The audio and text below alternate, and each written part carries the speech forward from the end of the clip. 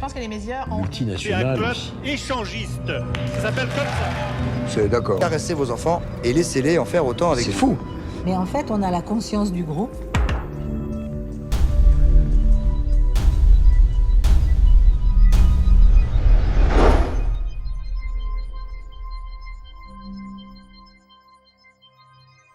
Bonjour et bienvenue à cette nouvelle capsule de vérité. Raël, vrai ou faux? Le thème du jour est la pédophilie. Depuis 1992, on voit souvent aux antennes des télévisions un monsieur qui s'appelle Jean Paraga. Dans la série Netflix, ce monsieur réapparaît encore et encore et encore. On a un témoin qui est arrivé. Monsieur Paraga. Je suis un ancien adepte de M. Raël. Ce que M. de Chavannes n'a dit à personne va maintenant vous être révélé. Dans un livre que Raël a écrit, il parle justement de cet individu. Un chapitre complet est dédié à Jean Paraga, le témoin de M. de Chavannes, et surtout de ses démêlés avec la police. Attachez vos ceintures, la liste est très éloquente. En 1975, il est allé en prison pendant 1 mois à Perpignan, en France, pour vol avec violence. Il a marié Sylvie en 1983. Ils ont eu un premier enfant. Et en 1985, il est devenu raélien. Et à ce moment-là, la deuxième petite fille est née. Sylvie est devenue raélienne l'année d'après. Ils sont venus au stage. Alors, ce monsieur à qui on donne pleine confiance sur les médias, en 1986, il est encore emprisonné à Perpignan pour 4 mois pour fraude financière. En 1988, il est emprisonné pendant 8 mois au Maroc pour vente de voitures volées en France. En 1989, tout de suite en sortant de prison au Maroc, avec de l'argent que lui avait donné un Raélien, 20 000 francs à l'époque, pour lui permettre de payer ses avocats, au lieu de payer ses avocats, il a utilisé cet argent-là pour acheter de la drogue. Et ça s'est su. Et à son retour en France, la police l'attendait. Et c'est comme ça qu'en 1989, il a pris, pour trafic de drogue, 2 ans de prison. Ils sont avec leur maman. Non, ne parle pas comme ça, Claude. Ils sont avec leur maman. Non, non. Et puis les gens, ils disent, toi, c'est toi. ils sont pas bien ensemble. Pourquoi il était si enragé? Premièrement, parce que sa femme l'avait divorcé pendant son 3e séjour en prison et qu'elle avait obtenu la garde de ses enfants. À sa sortie de prison, il a contacté de Chavannes parce qu'il voulait récupérer ses filles et c'est alors qu'il a été amené à témoigner à cette émission qu'on vient de voir. Il m'a volé 6 ans de ma vie. Il dit « Il m'a volé 6 ans de ma vie ». C'est pas vrai. Les faits sont qu'en 85, Jean est devenu raélien et qu'en 88, il en est sorti. Donc, c'est 3 ans. Et pourquoi il en est sorti? Parce qu'à nouveau, il était retourné en prison. Je vous assure, c'est une crapule. En 1992, suite à l'émission Ciel Montmardi qu'on vient de voir, il est condamné pour injure publique contre Raël. En 1992 également, il est condamné à 2 286 € pour diffamation contre un raélien. Dans la même émission, d'ailleurs. On vous écoute. Moi-même, je parlais de faire de l'amour à mes gosses qui ont 6 ans et 8 ans. On a entendu ce M. Paraga dire que lui-même avait pensé à faire l'amour à ses enfants en insinuant que c'était sous l'influence de Raël. On n'a pas le droit de toucher aux enfants, On c'est n'a tout. pas le droit de toucher aux enfants, je dis d'accord avec vous. Le droit de toucher aux enfants, je dis d'accord avec vous. Ça ne peut être plus clair. On n'a pas le droit de toucher aux enfants. Je suis d'accord avec vous. La pédophilie, c'est une maladie mentale et que les pédophiles devraient être soignés. Ils sont un problème, ils sont un danger pour la société, ils sont un danger pour les enfants. La position est très clairement expliquée sur notre site internet. Et donc, on est pour la liberté sexuelle des adultes.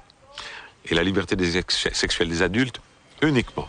Non seulement les enfants des Raéliens ne sont pas abusés sexuellement, mais Raël lui-même a suggéré la création d'un organisme pour protéger les victimes de prêtres de l'Église catholique. Cette association s'appelle NOPEDO.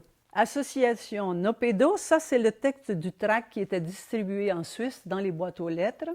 « Touche pas à mes enfants. Protégez vos enfants des prêtres catholiques pédophiles. » Cette association permet justement de protéger les enfants. Moi, durant l'infiltration, j'ai réussi à poser des questions. On ne trouvait rien nulle part. Moi, j'en ai pas vu de ça, là, des encouragements à la pédophilie au Québec. Si le témoin principal qui fait les accusations n'est plus crédible, votre château de cartes de la secte dangereuse vient de s'éteindre. J'ai mis ma femme dans les bras des autres pour monter en hiérarchie. Vous avez entendu M. Paraga nous dire, en laissant sous-entendre que c'était sous l'influence de Raël, qu'il avait mis sa femme dans les bras des autres hommes. Alors que dans les faits, c'est lui qui organise un réseau de prostitution avec des jeunes filles qui ont été piégées et donc qui n'étaient pas consentantes. Et c'est pourquoi il a été condamné à 5 ans de prison pour proxénétisme aggravé. Et il a ensuite monté une expédition avec 2 de ses gorilles pour aller en Suisse, prendre un témoin en otage pour le transiger en échange de récupérer ses 2 filles. Et c'est pour ça qu'il a été condamné en Suisse. En 1992, il est également condamné à Sierre, en Suisse, à 18 293 € pour menaces, enlèvement et lésions corporelles. Et en 1993, il est condamné également à Sierre pour 2 ans et demi de prison, 10 500 € pour compenser la victime qu'il avait pris en otage et qu'il avait tabassée. Et il a été interdit de séjour en Suisse pendant 10 ans. Éloquent, hein, pour un témoin? Maintenant, après les méfaits, la Cour de Suisse, eux, avaient eu une dénonciation. La police avait confirmé qu'il y avait eu enlèvement, prise d'otage et tout ça. Donc, en l'absence de Paraga, qui était déjà en prison pour proxénétisme en France, ils ont siégé. Alors, je vais vous amener maintenant voir le résultat. Jean Paraga a agi en tant que meneur. C'est lui qui a invité les 2 autres accusés à le seconder. C'est lui qui connaissait la secte, on en reparlera. C'est lui qui voulait récupérer les enfants alors qu'il savait qu'il n'en avait pas le droit. Pour justifier son comportement, il allègue que les enfants en bas âge peuvent assister à des scènes outrageuses au cours de cérémonies organisées par la secte. Mais il tempère ensuite cette déclaration en précisant que de telles cérémonies n'ont pas lieu en Suisse. De plus, une enquête policière par la police de la Suisse a été effectuée. Elle n'a pas réuni d'indices qui confirment cette opinion. La police a enquêté sur le mouvement raélien. Ils n'ont pas trouvé d'indices confirmant l'opinion de Jean Paraga qui dit que les enfants, pendant les stages et les cérémonies ou les événements raéliens, sont témoins de scènes outrageuses. Paraga est un homme dangereux. Les mobiles semblent être purement passionnels. N'ayant pas admis que ses enfants lui soient retirés, il a monté une véritable expédition punitive. Ce n'est pas moi qui le dis, ce n'est pas le mouvement qui le dit, c'est la Cour de Sierre en Suisse avec l'enquête de la police qui a essayé de trouver quelque chose pour donner raison, éventuellement, à Jean Paraga. Ils n'ont rien trouvé. Alors, en conclusion, on pourrait se demander comment se fait-il que les médias menteurs donnent toujours autant d'importance à ce malheureux père de famille qui a lui-même fait tout ce qu'il fallait pour perdre et son épouse et la garde de ses enfants. Monsieur Paraga est décédé déjà depuis 11 ans, c'était en 2013, décédés, enterrés. Et on espère que les journalistes vont cesser de déterrer les morts pour salir le mouvement raélien.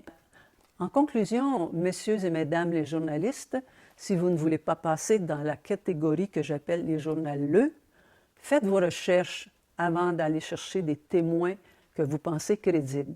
Parce qu'en choisissant des témoins non crédibles, vous vous discréditez vous-même.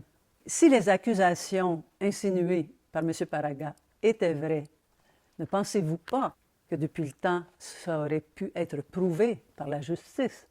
Raël, il n'a jamais été attaqué personnellement, c'est important de le dire.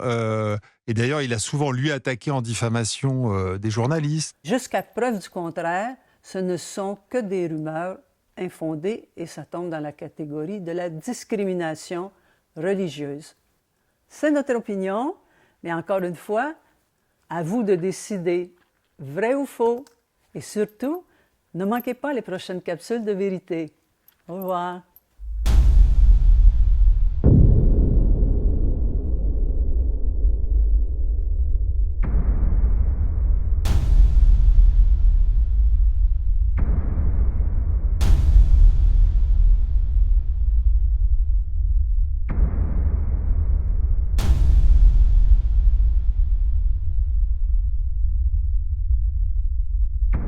À quoi sert la vie?